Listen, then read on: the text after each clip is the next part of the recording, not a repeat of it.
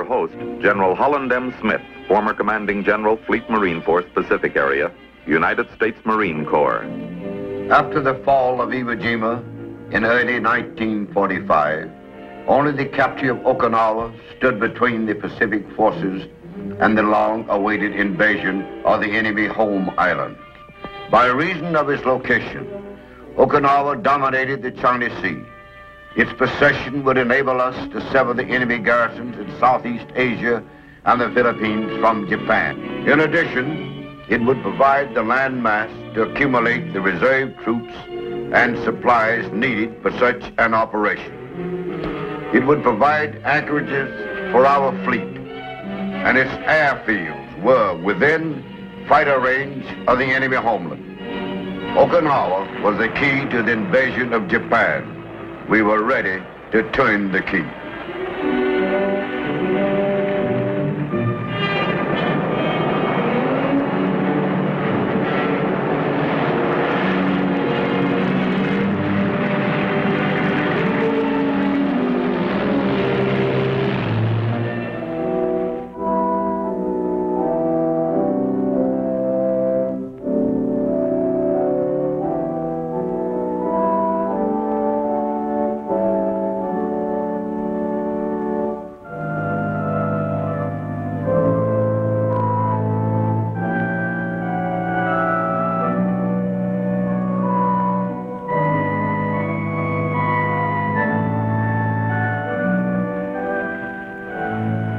The whoosh of rockets.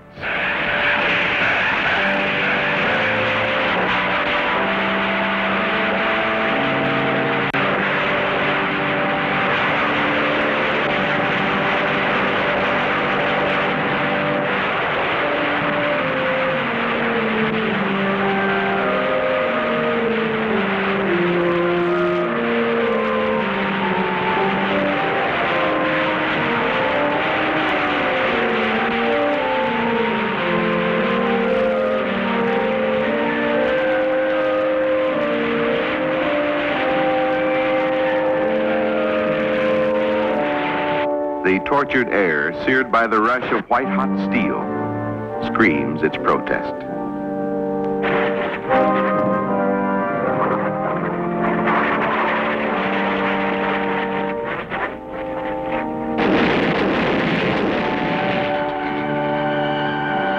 A plane dives toward destiny, disintegrates in explosive agony. Cacophony of violence, strange musical overtone for our services of prayer and worship. Ashore, 115,000 men. Afloat, 154,000 men. All that divides us is ideology, and so we are enemies. All that separates us from mortal struggle is the diminishing elasticity of time. It is Easter Sunday, 1945.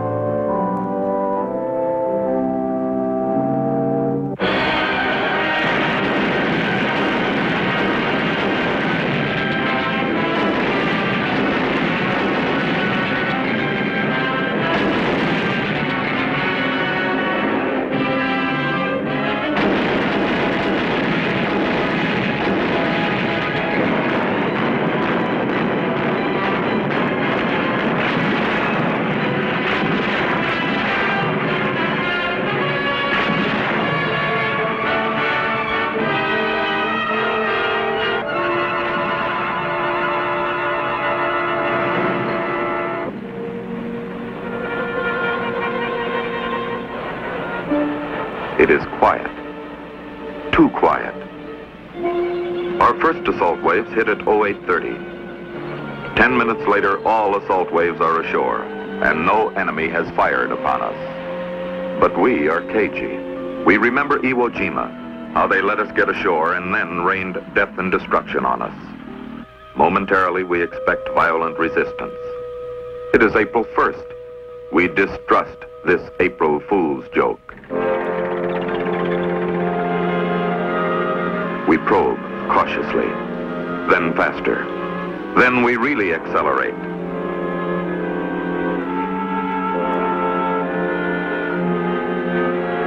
Yontan and Kadena airfields, where we have expected to fight for days, are in our hands by noon. Their defenses are undamaged and unmanned.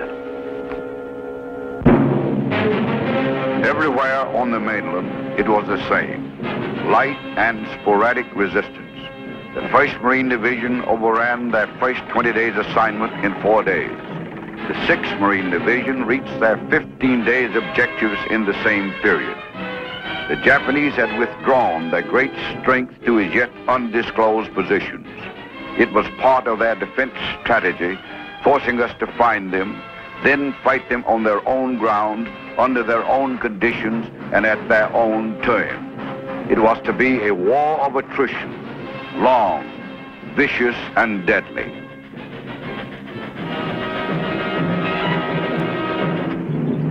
The 6th Marine Division seals off the narrow neck of the Ishikawa Isthmus and pushes north. On D+9, they encounter their first enemy resistance in strength.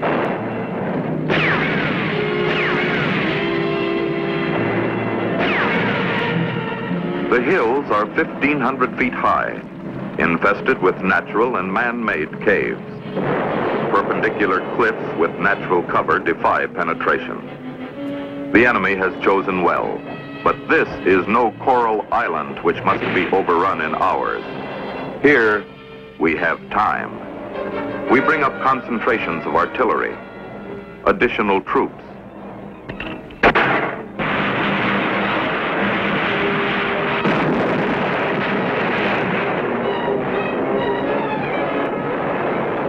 Marine close air support burns away the concealment.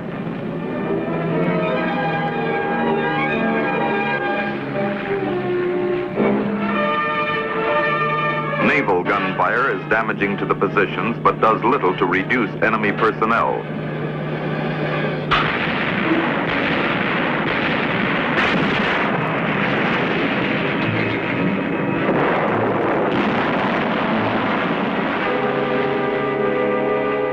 They run deep into their caves, then pop out when the bombardment is over. We take the strong point by hand, with hand weapons.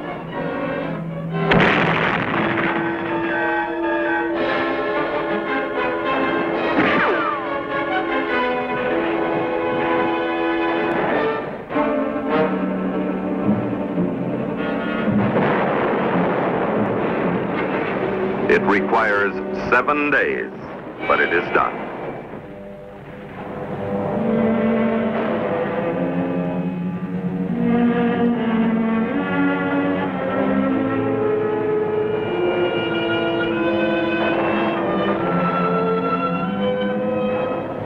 Other units of the 6th Marine Division seal and secure the Motobu Peninsula, the offshore islands, and the remainder of the northern area. The 1st Marine Division seals and secures its area, including the Kachin Peninsula and offshore islands. In the south, the situation was not so favorable. On D-Day, the 24th Corps had landed on the right, executed a wheeling movement, and for the next 4 days had driven swiftly southward. From D+4 until D+10, enemy resistance had stiffened.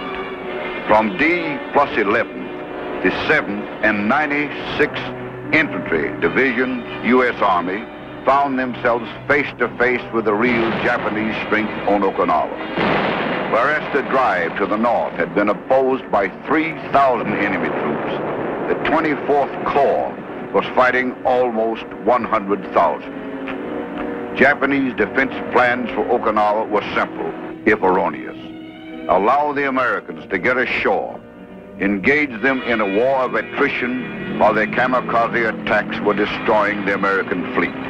With our troops thus severed from supply or rescue, the enemy would bring additional troops from the Japanese mainland and decimate our divisions at his leisure.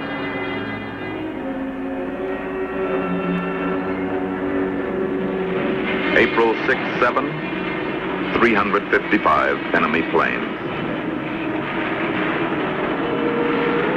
April 12, 13, 185.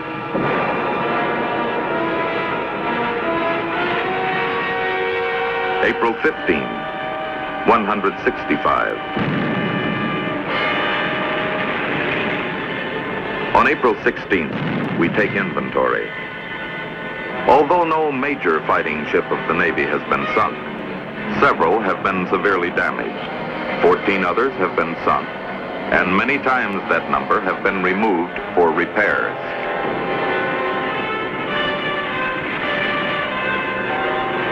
April 27, 28, 115 suicide planes.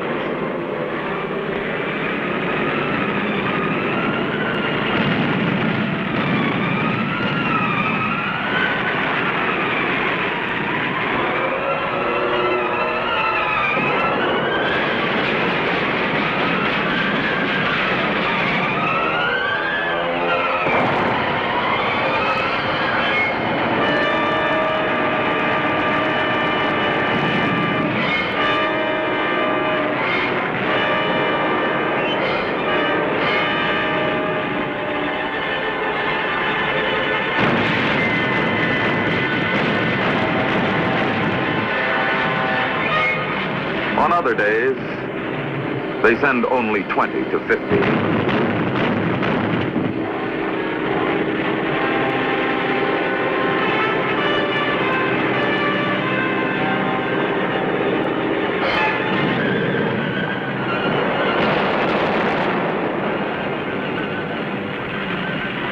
To the Empire, Okinawa is face, and face must be protected at any price.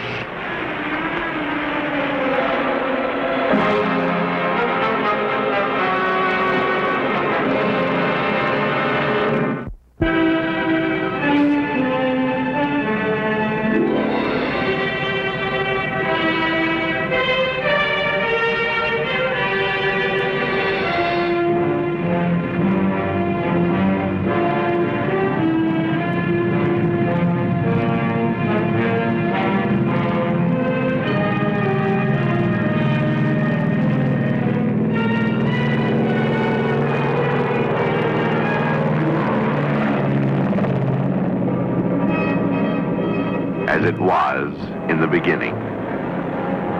Talons of destruction. So shall it be at the ending. Birds of prey. Ripping. Slashing. Destroying.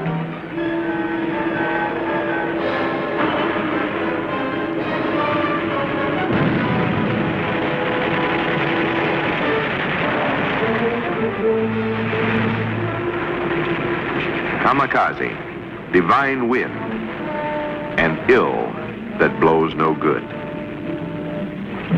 Kamikaze, expiring gust of a tottering empire.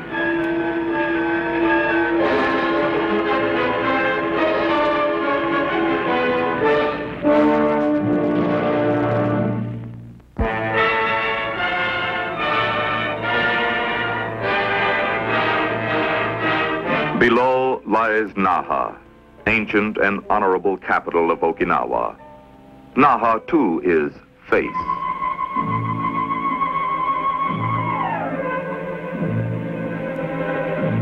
Japanese resistance on the hills to the east is bitter, vicious. Queen Ridge, Sugarloaf, Horseshoe, Charlie. They are fighting a delaying action to cover the withdrawal of the Japanese 32nd Army. On the night of May 22nd, we break through the ring of defenses.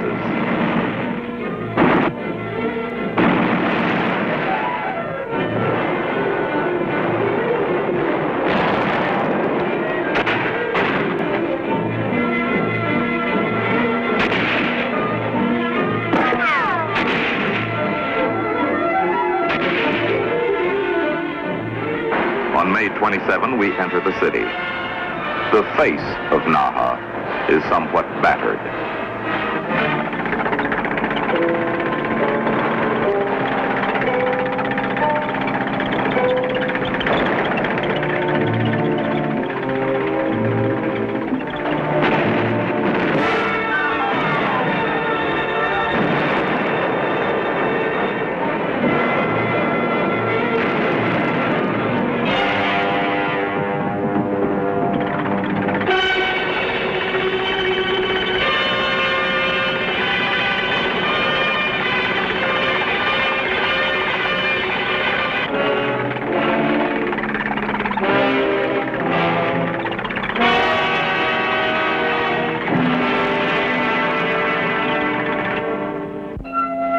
Beginning on April 30th, Marine units are withdrawn from the north and assigned their objectives in the south. By May 10th, realignment is complete, and Army and Marine divisions are ready for a concerted assault.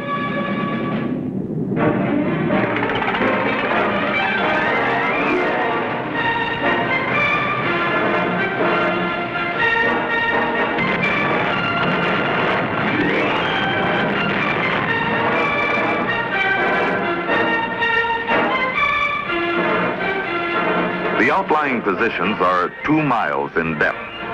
They are 2 weeks in the taking.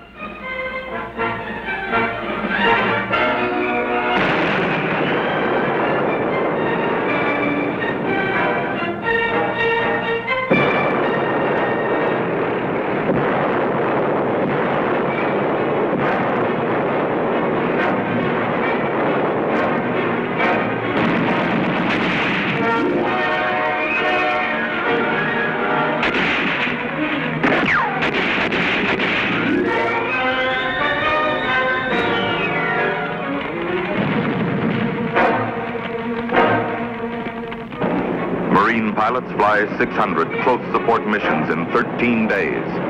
Rockets, bombs, and 150,000 gallons of napalm destroy the enemy concealment.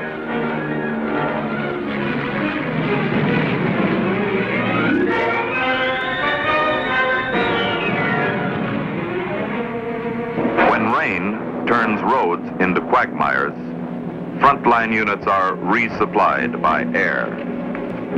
The accepted measure of time from 1 April until 1 May is termed 1 month. Until 1 June, 2 months. But time is not constant. Even our calendar must be adjusted every 4th year to acknowledge and accommodate this consistent inconsistency. 1 second in the inferno has the relative length of an aeon. This is inferno. And as the aeons accumulate, we must transpose the immeasurable into some known quantity of measurement which has a relative timeliness commensurate with our progress. We choose names of towns and hills and valleys. Names we can never remember, yet will never forget. Sechina, Kokuba, Sukasan, Kanagajuku, Gisuchi, Dakitan, Tomuso, Hansa, Shindawaku. When we run out of Japanese names, we supply our own. Hill 521, Able, Baker, Charlie, Queen Ridge, Sugarloaf, Horseshoe, Crescent, Half Moon, 71, 54, 67, Hike. Hike. We wish we could.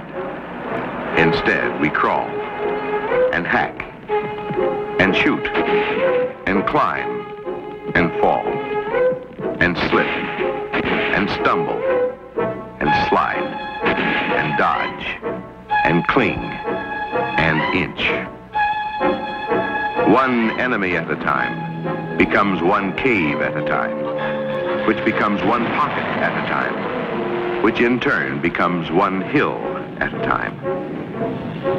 We keep grinding and whittling and scratching and pushing and shoving and gouging them back toward that last implacable barrier, the sea. Time is measured in names. 20 Kokubas and fatigue mounts. 30 Gisuchis, casualties increase. 40 Kunishis and violence is undiminished. 49 Mizados and Shuri Castle, the nightmare, the strong point, falls. 70 Nagasukus, and the end is in sight. On the morning of June 21st, Army and Marine units launched the final assault against the 3 remaining pockets of resistance. By 10 a.m., the breakthrough is complete. And now, time reverts to its familiar measurement. 82 days ago, our forces landed on this island. After 82 days of battle. Okinawa is won. As the weary Army and Marine battalions reverse and begin the sweep to wipe out bypassed pockets of resistance in the ground they have just captured, we sense the cracking of Japanese fanaticism. For the first time in 3 years, the enemy responds in number to the appeals of our psychological warfare teams. By June 30th, more than 7,000 have surrendered. More than 100,000 are dead. In comparison, our Marine losses are 30 times less.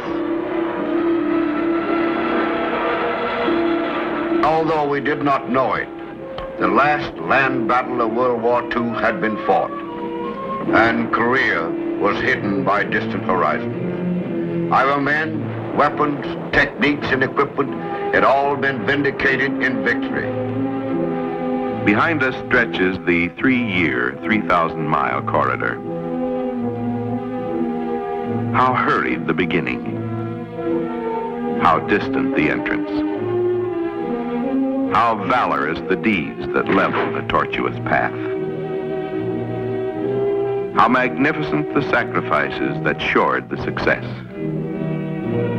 How righteous the intent that lent the impetus. How costly the losses for freedom spent.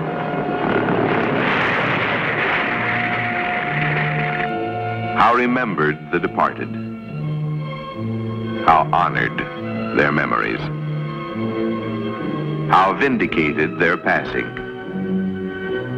For in the progress of their relentless course, oppression and aggression were put to rout. In the bitter turmoil were republics born. From the wreckage rise the edifices of freed nations. In the administration of the affairs of the conquered enemy nation are our true and unselfish intents displayed for all the world to see. We fought for freedom, nothing more.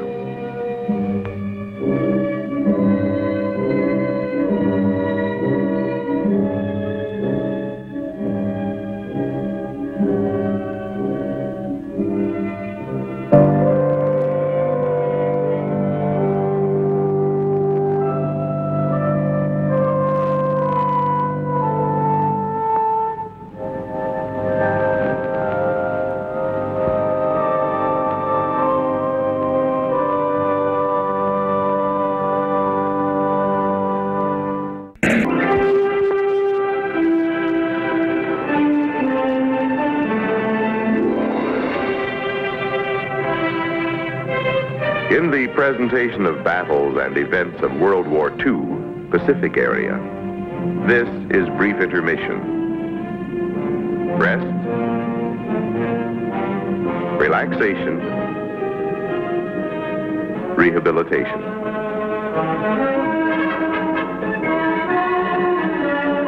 Well earned, it is well enjoyed. Faces relax. Lines of weariness disappear. Eyes become normal, and pounds multiply.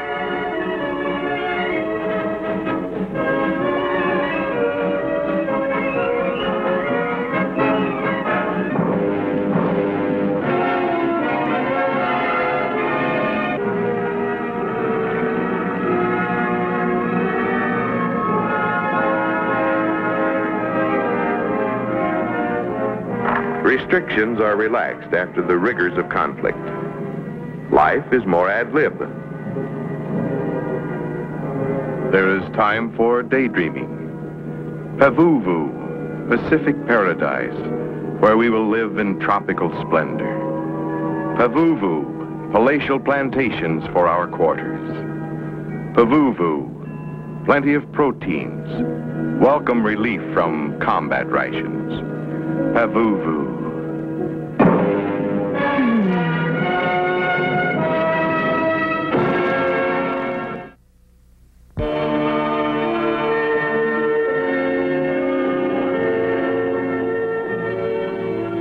Here is your host, General Holland M. Smith, former Commanding General, Fleet Marine Force, Pacific Area, United States Marine Corps. Rehabilitation after battle is always difficult. The 1st Marine Division had performed brilliantly at Cape Gloucester, and they deserved their rest. The plan called for rest. Then a vigorous training program in new weapons and new techniques to ready them for Peleliu.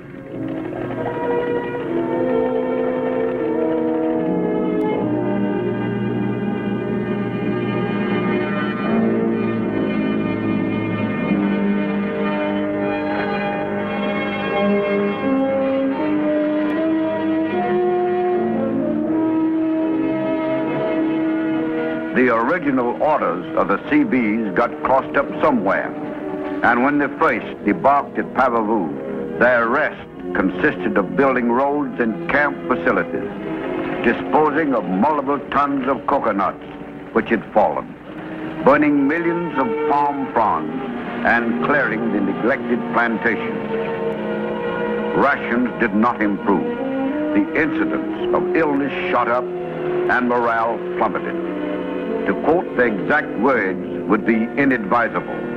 Let's just say they weren't happy.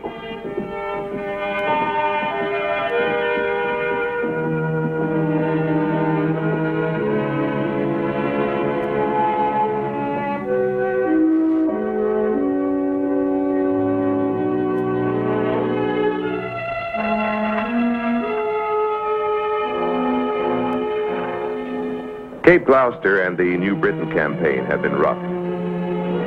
As we reach the rest area, our division is under strength due to battle casualties and disease, much of which was contracted before the Gloucester invasion, but did not make its appearance until after we had landed.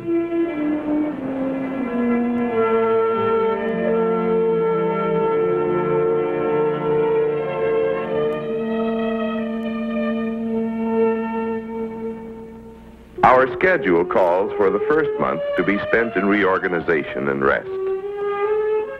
But our island paradise is not as advertised in the travel folders. This is Pavuvu, pale Pacific paradise. Such loose alliteration. They must be planning to invade Florida. Who else has Everglades?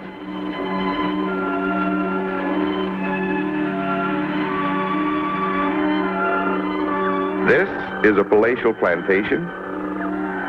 Somebody mangled a metaphor. That wouldn't FHA for $1.60. This is tropical splendor, like a ribbon of road in the moonlight. What a sick simile. What a sick bunch of guys. Before we can enjoy our rest, we must work for it.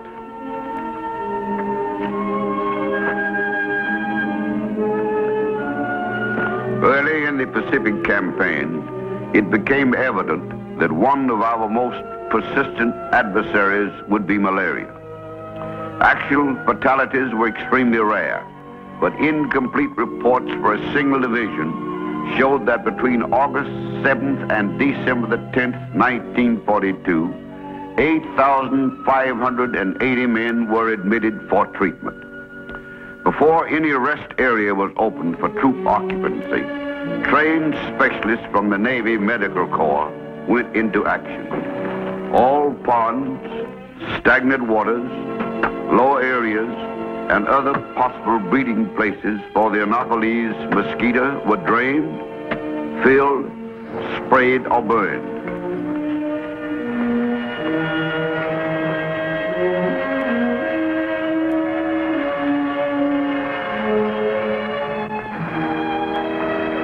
When the area was sufficiently clean and livable, the troops were allowed to move in.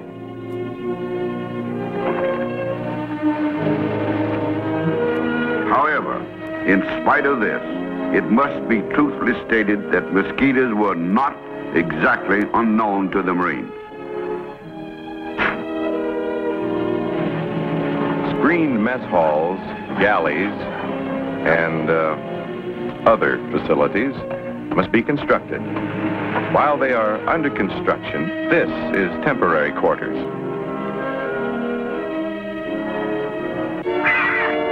copra rats are tiny but ferocious. They fight us for our installations. No holes barred. Watch it. Usually we are victorious. There are tons of rotting coconuts, smelling like corral number 5. There are millions of palm fronds, and all must be cleared away at a cost. The overripes have built-in bomb sights, crossed with billiard balls. But the food, that's a different matter. Once a week, we're supposed to get fresh meat, whether we want it or not. And the size, just do this. There it is. All the other days, it's this. And eggs, twice in 4 months. But we are scroungers of no mean ability. Like our forefathers, we will adapt. We will live off of the land. A survey is indicated. A foray scheduled. Success.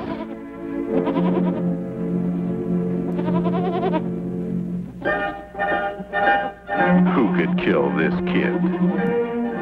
Oh, well. But these are different. Cowboys volunteer from everywhere. Texas, New Mexico, and Brookline, Massachusetts. Meat. Meat. Mighty tasty. Check. Check. Cookie? Double check.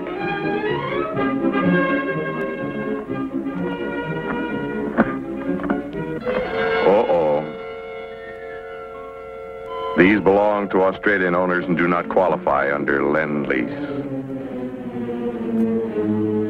Back to Old Faithful. But meat is meat. Cookie, cookie. We experiment.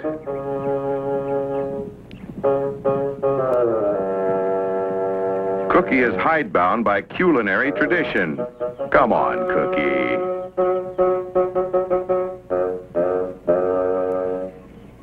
It's just a big lizard. Some folks like lizard. It's gonna be okay.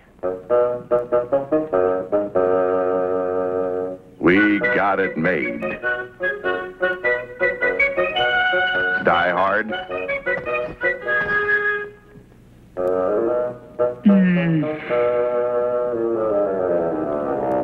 Ooh. I told you.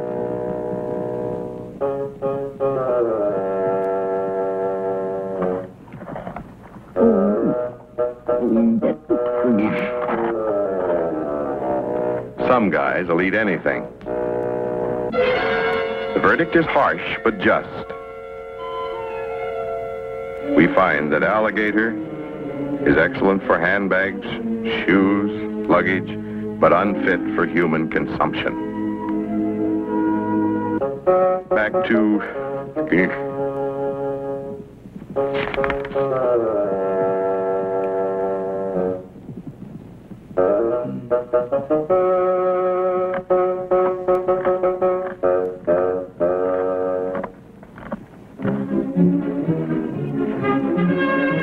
But the battle of supply is not won by timidity. A Marine never retreats. We get a new inspiration. Giant clams. We risk a leg, he risks his life, but we really got it made. Or have we? It tastes like dehydrated cotton. Check. Check. Opportunist.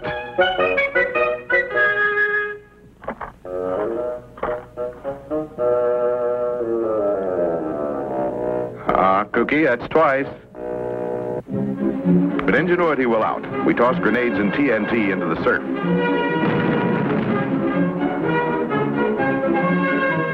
Brother, these don't belong to any ally. These aren't tough.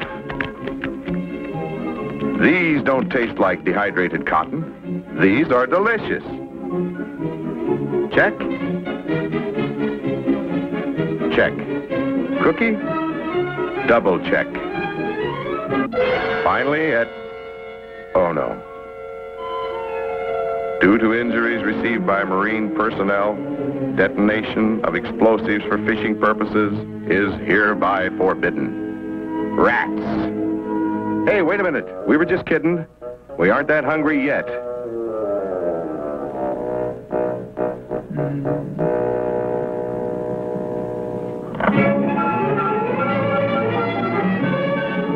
But recreation and the pictures they give us, boy, that's different.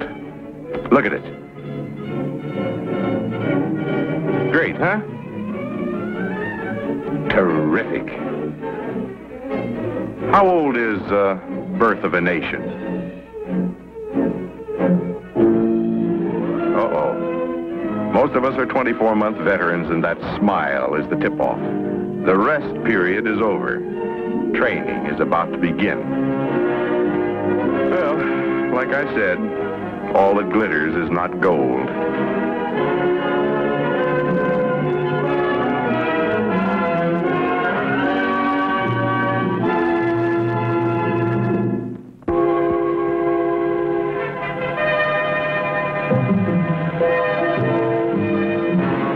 On Guadalcanal, the 3rd Marine Division, which had participated in the Bougainville campaign, began its conditioning and training period, which would bring it to peak strength and efficiency for the planned invasion of Cavaying, New Ireland.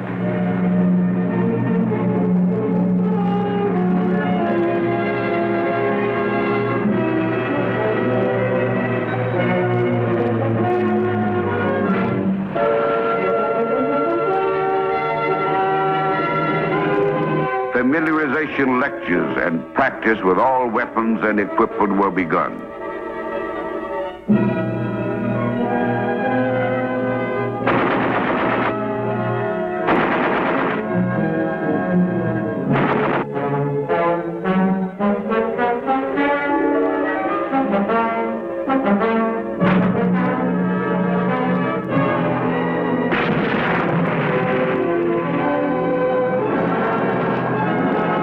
Communications are the heartbeat of battle. We practice installation for such islands as Iwo Jima and Okinawa.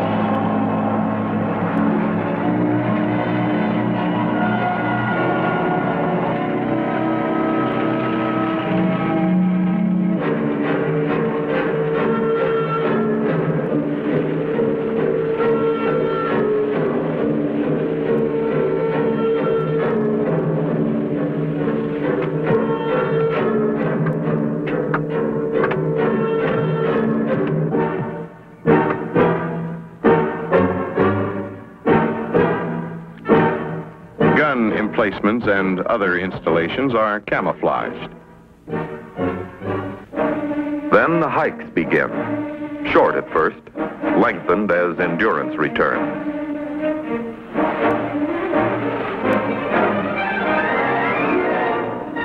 We review and practice tank infantry tactics.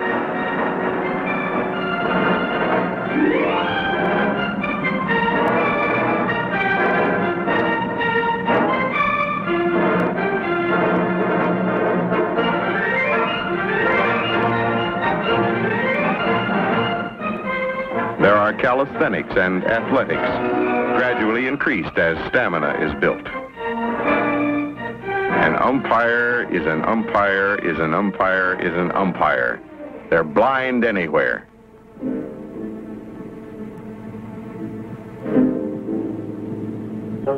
Occasionally we indulge in some horseplay to relieve the tension. Deathless drama begins. Enter the heroes. Likewise, the villain, slightly outnumbered. Enter the victims. A dire and dastardly deed is in the offing.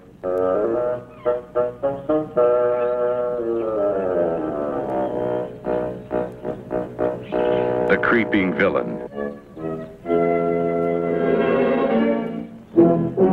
The outraged victim. The crime. The thrilling chase. The speedy capture. They were short of film. Oh well, at least it's newer than Birth of a Nation. But eventually, it's back to business.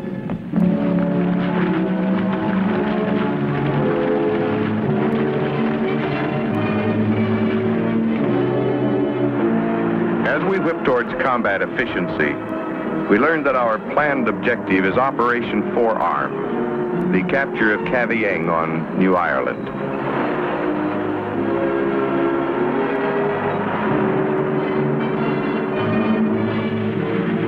Full-scale rehearsals are held.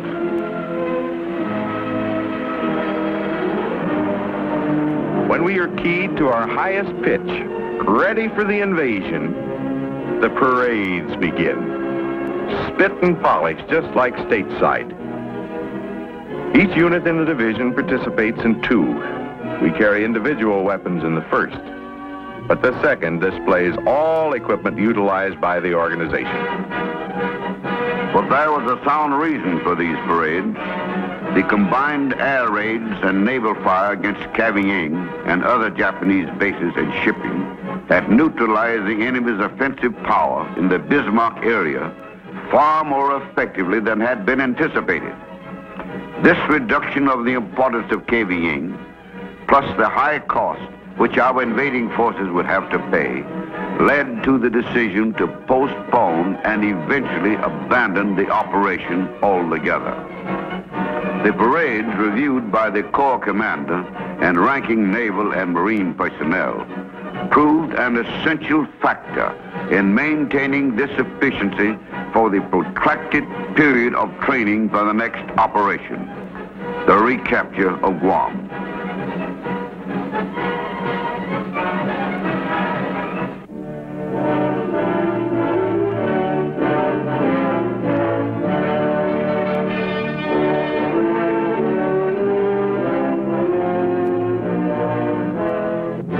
Back on Pavuvu, the 1st Marine Division was whipping into condition under slightly different circumstances. The terrain is too small for us. We maneuver around tents, trucks, mess halls, and other structures. There isn't enough equipment to go round, but we rehearse just as though we had it. We are told it will arrive in time for the invasion, and we will know the basic operations from studying the tech orders. Practice alerts keep us on our toes. We are judged on the elapsed time from the warning until ready.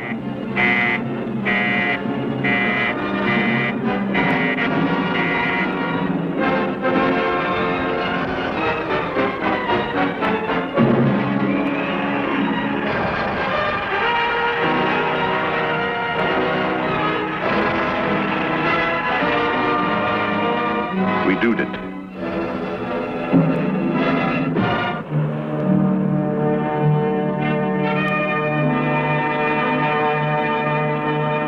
Full-scale rehearsal is held on August 27th and 28th, 1944.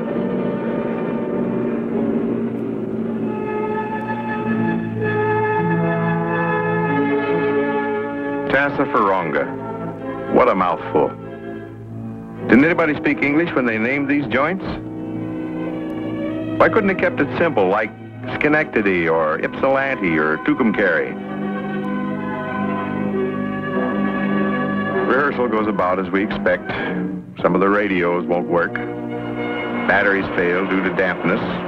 We're short of many expected items. The commanding general breaks his ankle, you know, things like that. Boats broach in the surf. So, someone goes for the operational manual. We read it. It tells us how to proceed. So we try it. And wonder of wonders, for once they're right. It really works.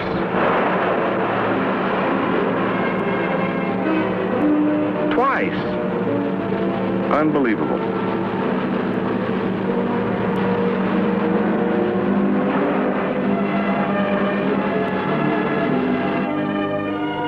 Looking back on Pavuvu, most of us think it was chosen for a purpose, to get us real mad so we take it out on the enemy at Peleliu.